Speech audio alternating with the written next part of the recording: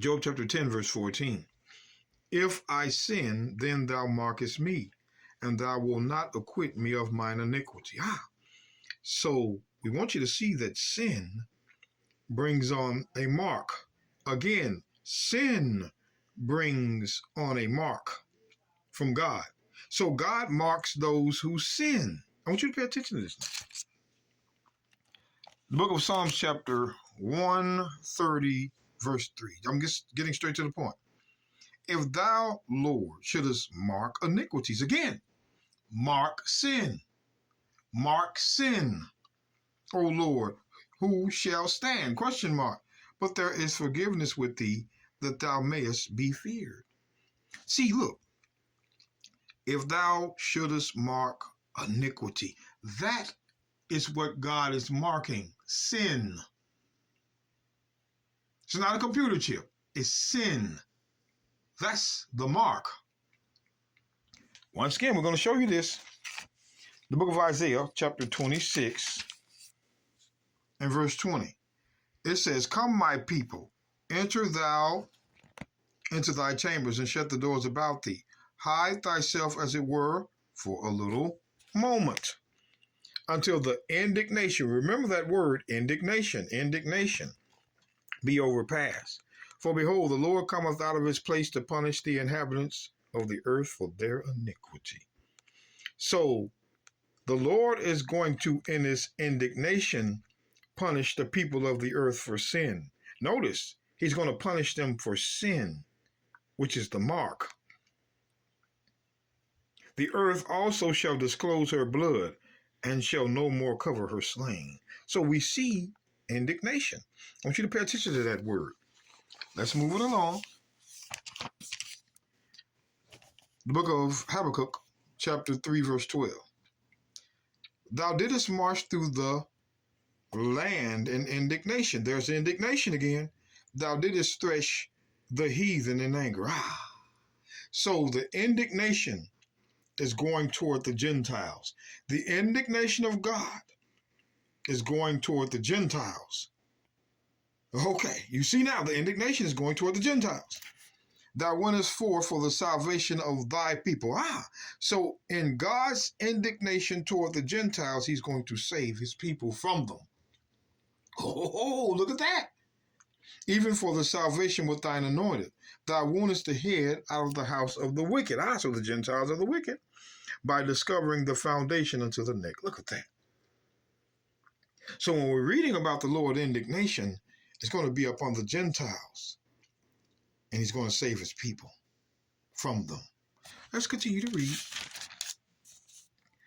The book of Zephaniah, chapter 3, verse 8. Therefore wait ye upon me, saith the Lord, until the day that I rise up against the prey, or to the prey. For my determination is to gather the Gentiles, that's the nations, that I may assemble the kingdoms, to pour upon them mine indignation. You Gentiles are in trouble. You got his people. He's going to pour out his indignation on you. Indignation. Even my fierce anger. For all the earth shall be devoured, burned with the fire of my jealousy. Look at that. The indignation of God is going to be upon the Gentiles, the nations.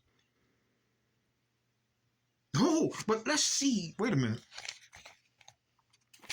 Now, I want to see which Gentiles this indignation is going to be on. Yeah, wait.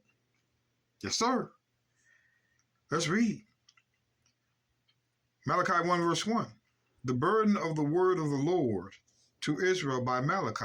I have loved you, saith the Lord, yet ye say, wherein hast thou loved us? Was not Esau Jacob's brother, saith the Lord, yet I loved Jacob, and hated Esau, and laid his mountains and his heritage waste for the dragons of the wilderness. Oh, yes. Whereas Edom saith, we are impoverished, but we will return and build the desolate places. Thus saith the Lord of hosts, they shall build, but I will throw down, and they shall call them, which is the Edomites. It's not just one person talking about, it's just Esau himself. No, they shall call them which is his nation, the border of wickedness. Let's go here. And the people against whom the Lord hath indignation forever. So now we can see who the indignation is on. It's on the Edomites, the so-called Caucasians. They know this is, you got to see what they know. But look at this. The book of Hebrews chapter 10, verse 26. For if we sin willfully after that we have received the knowledge of the truth, there remaineth no more sacrifice for sins. Now, I want to pause here. Knowledge of the truth. Let's go get the book of Romans chapter 2. Let's see if we can get there real quick. Romans 2. Where does the knowledge of the truth come from? Bear with me, brothers and sisters. I'm trying to turn I went and got me a new Bible, and these pages are stuck together. Romans 2 and 20. An instructor of the foolish, a teacher of babes, which has the form of knowledge and of the truth in the law. So the knowledge and the truth is in the law. The knowledge of the truth, the knowledge of the truth, it's the same, is in the law. The knowledge and the truth is in the law. So if you want to know the knowledge and the truth, you have to go to the law. So Hebrews 10:26 again. For if we sin willfully after that we have received the knowledge of the truth, which came out of the law, which Christians reject, there remaineth no more sacrifice for sins. Who sacrificed? Christ. Now Christians are trying to turn this verse. This verse is a hard hitter. If we continue, because Christians, we're all sinners. We're all sinners in Christ. But if we sin willfully after we have received the knowledge of the truth, there remaineth no more sacrifice for sins. Who sacrificed? Christ. But this is a certain, fearful looking for of judgment and fiery indignation, which shall devour the Gentiles. The adversaries are the Gentiles. This fiery indignation is coming up on the Gentiles. They're warning us, brothers and sisters, but our people love Esau. Their life is on the line, and they'll put their life ahead for him, not us. We're not going to do that. But a certain fearful looking for of judgment and fiery indignation. Again, we read the indignation is going to come up on the Gentiles, and it shows you, which shall devour the adversaries. These adversaries aren't angels. They're people. God has enemies. Psalms 83 verses 2 and 6. These Christians want to make you think angels are warring, yet trying to remove the culprit, which is flesh, from the minds of the people. Let's go forward. Revelation 14, verse 9.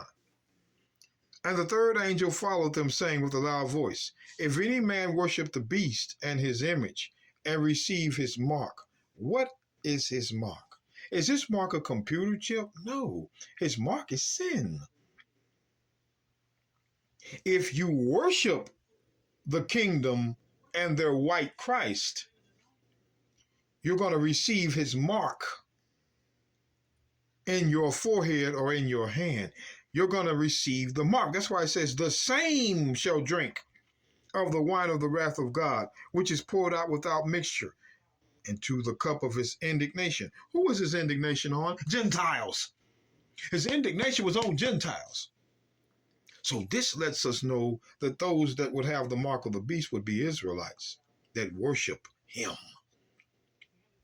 That's why it says, the same shall drink of the wine of the wrath of God, which is poured out without mixture into a cup of his indignation. And he shall be tormented with fire and brimstone in the presence of the holy angels and in the presence of the Lamb. See, if you receive the sin of this kingdom, you're going to be in his indignation with that Gentile, with those Gentiles you choose to worship.